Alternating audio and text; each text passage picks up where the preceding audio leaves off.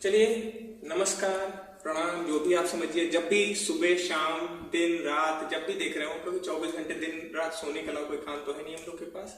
खूब सोइए, तान के सोइए। बट एक बात ध्यान रखिए, क्लास 10th है, बोर्ड एग्जाम्स ऑन टाइम होंगे। जहां तक है एज यूजल फरवरी में ही होंगे। सो प्रिपेयर करिए चीजों को, जब भी टाइम मिले तब देखिए, बट फॉलो करते रहिए, क्योंकि टाइम टू टाइम आपके पर डे ये मानिए कि एक लेक्चर आपके आने ही आने हैं, पर डे के हिसाब से मान के चलिए। और ये चैप्टर हम लोग को इस वीक में खत्म करना है हर हालत में। सो फिर से वही काम करना है। क्या करना है? पेन कॉपी उठा लीजिए और नोट्स बनाना शुरू करिए। सो हम लोग का जो लेक्चर 2 में जो टॉपिक चल रहा था, लेक्चर 2 में हम लोग का ये टॉपिक चल रहा था कि परावर्तन क्या होता है। तो एक बार हल्का सा रिवाइज कर लेते हैं कि परावर्तन क्या होता है। देखिए, जब भी कोई चमकदार वस्तु पे प्रकाश किरण गिरती है, चमकदार वस्तु पे या चिकनी वस्तु पे, तो प्रकाश किरण टकरा के उसी माध्यम में लौट जाती है। इस घटना को क्या बोलते हैं? परावर्तन कहते हैं। देखिए, परावर्तन हमने पढ़ दिया था, परावर्तन के 2 नियम थे, वो भी पढ़ दिया था। आज हम लोग जो अपना टॉपिक शुरू करेंगे वो है हम लोग का गोलीय दर्पण। दर्पण शीशा, जिसमें आप लोग चेहरा देखते हैं। अब यहाँ पे भौतिक विज्ञान का टॉपिक है, तो इसमें हम शीशा की जगह हम इसको दर्पण बोलेंगे। ठीक है, दर्पण की खासियत क्या होती है एक बार समझ लीजिए। इसको अभी थोड़ी देर के लिए हम छोड़ दे रहे हैं, हम एक बार हल्का सा अपना ओवरव्यू समझ लेते हैं। देखिए, दर्पण और कांच में क्या अंतर होता है ये समझिए। कांच वो होता है जिसके हम आर पार देख सकते हैं, लेकिन उसी कांच के अगर हम पीछे रंग दें या रेड ऑक्साइड का कोटिंग करते हैं, तो वही कांच अब क्या बन गया? शीशा बन गया। और शीशा बन गया, हम उसी को क्या बोलेंगे? दर्पण बोलेंगे। हम क्या बोलेंगे? दर्पण। देखिए, अगर वो सीधा दर्पण है ना, जो कि हम लोग के घर में है, जिसको हम लोग देख के सजते हैं, वो सीधा दर्पण है, उसको हम नाम दे सकते हैं समतल दर्पण। जो हमारे घर में लगा होता है, जिसको हम लोग देख के ड्रेसअप होते हैं, अपने चेहरे बाकी चीजें करते हैं, ड्रेसअप होते हैं, तो ऐसे दर्पण को हम बोलेंगे समतल दर्पण। लेकिन हमारा जो मेन टॉपिक है परावर्तन में, जो मेन टॉपिक है या जो मेन चीज पढ़ना है, वो है हमारा गोलीय दर्पण। तो हम लोग सीधे अपने टॉपिक पे आएंगे। समतल दर्पण के बारे में अभी कुछ पॉइंट्स लिखवाएंगे, मे भी आ सकता है।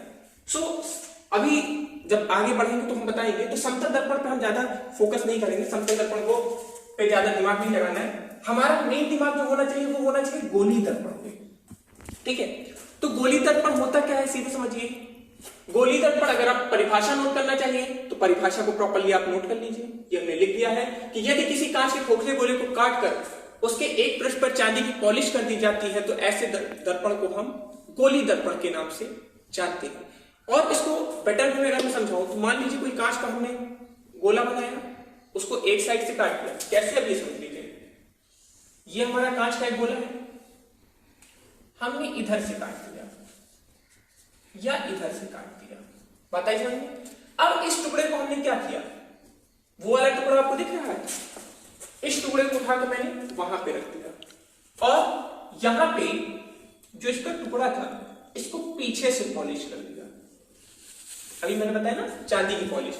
ध्यान दीजिए, जो पॉलिश होता है उसको हम दिखाने के लिए एक लाइन हल्का होता है। देखिए, यहां पे लाइन खींची है और यहां पे भी खींची है। ठीक है, और ये टुकड़ा जो था, अगर हम इसी टुकड़े को लिए और इस टुकड़े को लिए और इस टुकड़े के इधर कर दिए पॉलिश, तो ये भी एक तरह का गोलीय दर्पण है। क्यों? क्योंकि ये एक गोले का हिस्सा है।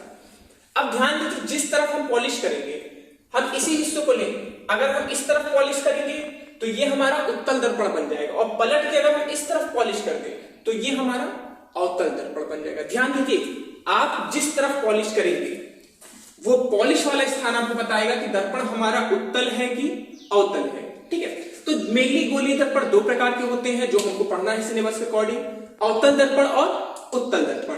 वह गोलीय दर्पण जिसका परावर्तक पृष्ठ अंदर की ओर दबा होता है। देखिए, हम हमेशा इधर से देखेंगे, हम हमेशा इधर खड़े होंगे, प्रकाश आएगी इधर से आएगी, कभी भी हम इधर से नहीं देखेंगे। हम किधर से देखेंगे? हमेशा इधर से देखेंगे।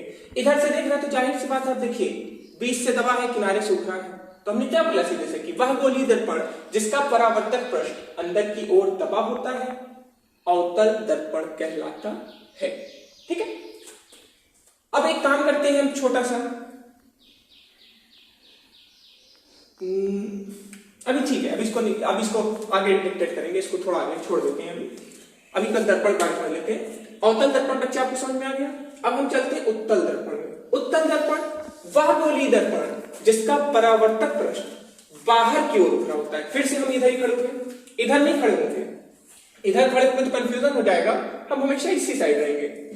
इधर से देखिए तो बीच से ये बाहर उभरा है और किनारे से दबा हुआ है, तो ये दोनों चीज हमारे क्या हो गए, बीच से दबा है तो अवतल दर्पण, बीच से उभरा है तो उत्तल दर्पण। तो ये दो तरह के जो दर्पण थे ये हमने यहाँ पे समझ लिया।